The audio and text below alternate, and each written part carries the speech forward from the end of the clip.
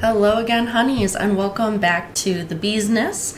The buzz this week will cover headlines that were selected by yours truly as the most interesting or the most important from March 3rd through March 9th.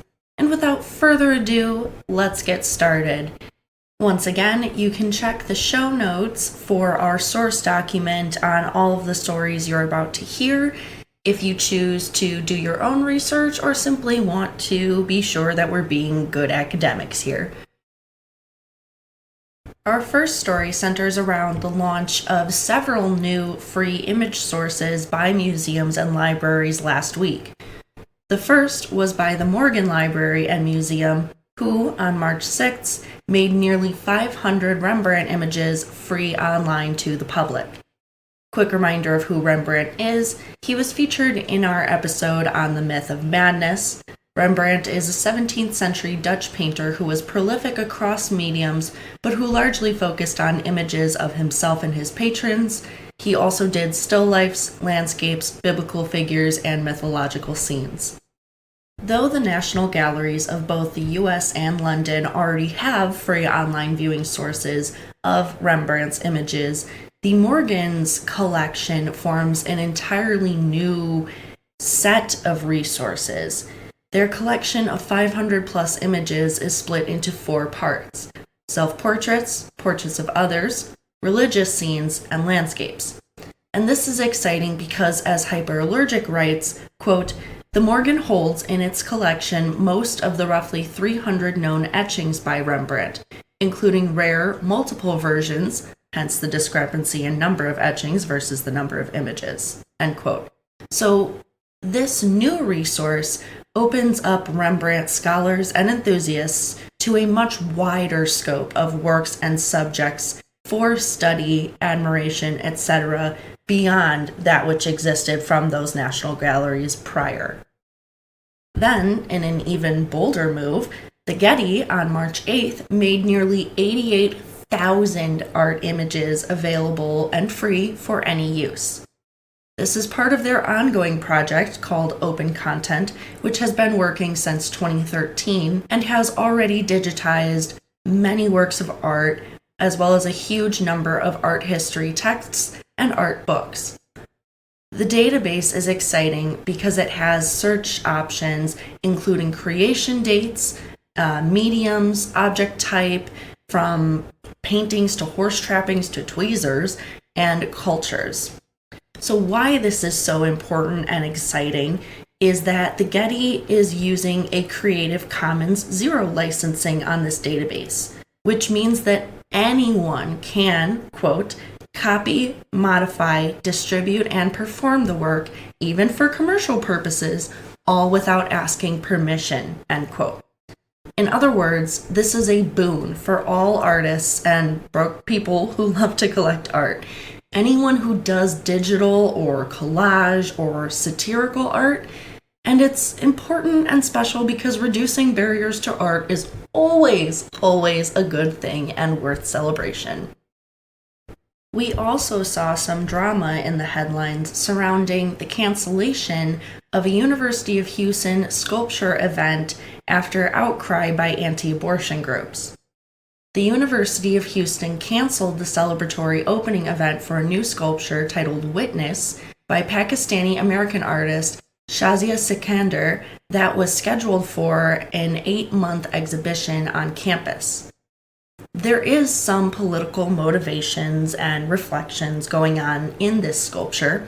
It is an 18-foot tall woman figure with, quote, "thick gold braids that resemble ram's horns and arms and legs that look like roots," end quote.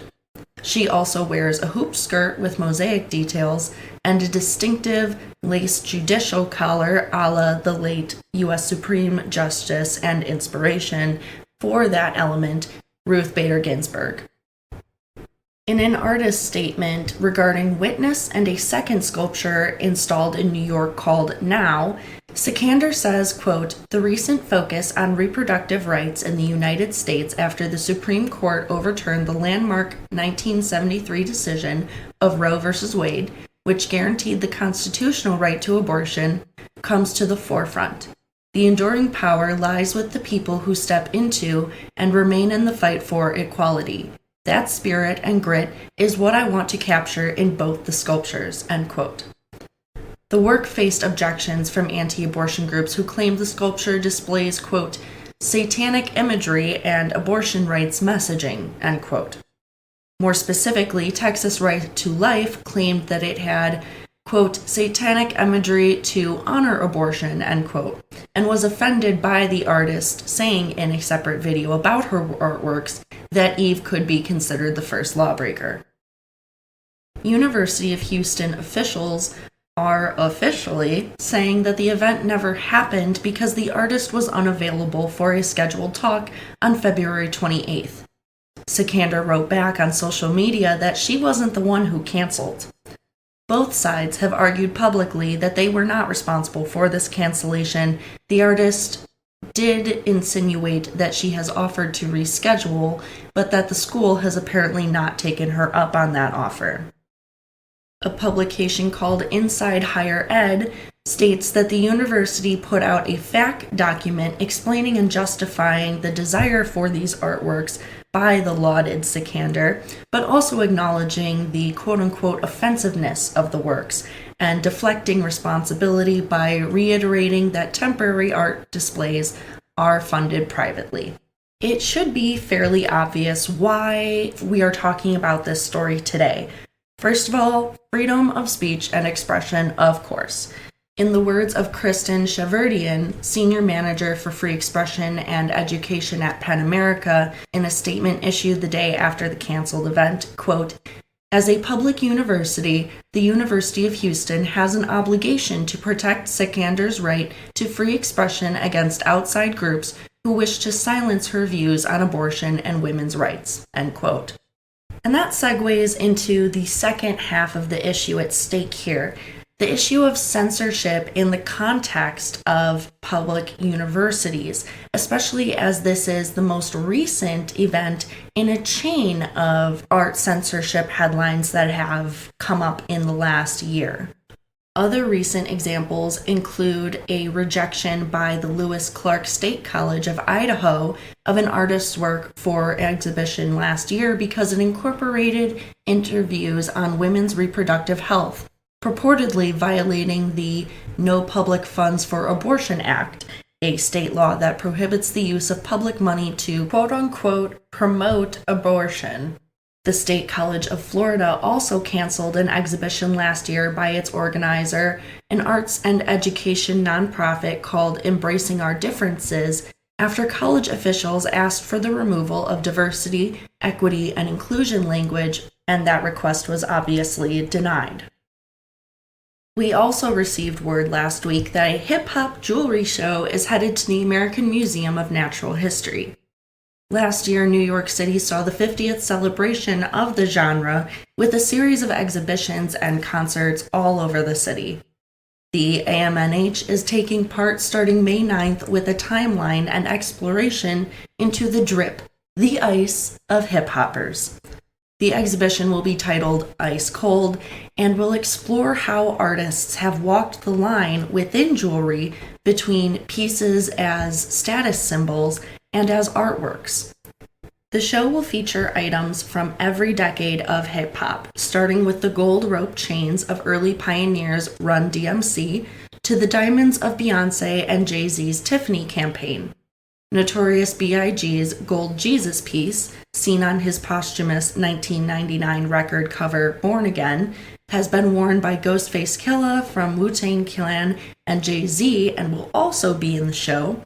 Some other iconic pieces making an appearance will be Nicki Minaj's Barbie necklaces. This exhibition will be significant because it describes a much overlooked relationship between two types of artists, those between hip-hop artists and jewelry makers.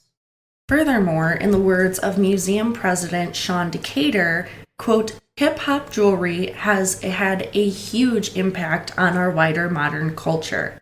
These jewelry pieces are not just magnificent in and of themselves, they're an important part of hip-hop history and hip-hop culture as artists claimed and transformed traditional symbols of luxury and success, end quote. This exhibition forms the final part of the three-prong project, all under the title of Ice Cold. The first element was a documentary series tracing how and when jewelry became incorporated into hip-hop culture. The second was a visual book showing, says ArtNet, the, quote, transformative story of Loud and Proud within photography, in reference to the increasing visibility of the jewelry. ArtNet also released their famous annual art market analysis last week, and here are a couple of the biggest things I think we should note. There was a 23% dip in total fine art sales generated by the big three auction houses, which are Sotheby's, Christie's, and Phillips, from last year. According to ArtNet analyzers, quote, the dip reflects a perfect storm of factors: interest rate hikes, geopolitical uncertainty, and a wobbly stock market. Plus, the market largely worked its way through the ample supply of masterpieces that had built up during the pandemic in 2021 and 2022. Last year saw far fewer fireworks, end quote. Also, 2023 was tied with 2022 for the largest proportion of women amongst the top 100 selling fine artists at auction. That number of women? 11. 1,666 artists debuted at those big three auction houses, and only 2.2% failed to find a buyer. However, there was a 26% drop in total auction sales of work by ultra-contemporary artists, aka those born after 1974, over this last year. That's a little disappointing to yours truly. But there was also a 12% dip in online-only auction sales across 5 major sellers, including the big three. A couple other neat tidbits: 6 out of the 7 artists with the biggest spikes in value of their artworks, according to this database, were women. And post-war and contemporary arts were the most lucrative of the art sectors last year. Multiple headlines popped up last week covering the sale of the San Francisco Art Institute as well. The 152-year-old Art Institute filed for bankruptcy in April of 2023 after years of financial hardship and a failed merger attempt with the University of San Francisco, amongst other efforts. The closure was mourned as a serious blow to the local arts community and scene. Notable alumni of the San Fran Institute include artists ranging from Ansel Adams to Annie Leibovitz, Catherine Bigelow, Mark Rothko, and Kehinde Wiley. Powell Jobs reportedly purchased the campus for about $30 million.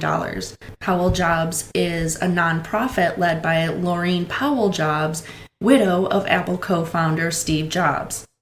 The organization showed interest alongside the Oberlin Dance Company founder Brenda Way and San Francisco Music Conservatory's president David Stoll in reforming that campus as a broader arts institution. The historic campus is home to a monumental Diego Rivera mural worth $50 million in and of itself, but which has apparently been included in that $30 million total sale. What we know of the plans so far indicate that an advisory committee will use funds from an endowment created by Powell Jobs in order to renovate the property for better suitability, as well as possible housing for future artist-in-residence programs. They say, quote, the mural is expected to remain in place in its viewing room with additional restoration efforts, end quote, which is definitely a relief to art historians everywhere. The closure of the Houston Printing Museum last week also draws attention to a local endemic. The museum had only been open and operating in its space for 1 year, despite being a 40-year-old institution. It is unclear whether the museum will relocate again or close for good. The museum was founded in 1982 by printers Raoul Beasley, Vernon P. Hearn, Don Percy, J.V. Burnham with the goal to showcase history, art, and technology related to or of printing. Among the thousands of items in its permanent collection are a couple of Mesopotamian cylinder seals from between 3000 and 1000 BCE, a movable type machine from Korea, and a copy of Shakespeare's Second Folio. The closure of this museum comes on the heels of the announcement that the Car Art Museum of Houston will close in April, and draws attention to the future of small and niche histories and collections across the states. Though they may not seem that important until they close, these are important resources for histories that very easily could be lost, and which do hold historical, cultural significance. In other words, honeys, show your local museums a little love. If they interest you, go to them. All right, honeys, those are our stories for the week. I'm aware this episode was a little heavy in the stories we covered, in the topics we addressed here. So I promise to bring things back up to a lighter note with our drop of the Lady Liberty episode later this week. In any case, honeys, I hope you get the chance today to do something that makes you happy. We'll talk soon, and take care of yourselves. This podcast was created, produced, written, hosted, edited, and fact-checked by Master's graduate Celia Bugno. Don't forget to like, share, and subscribe on all of your favorite streaming platforms as well as your social medias.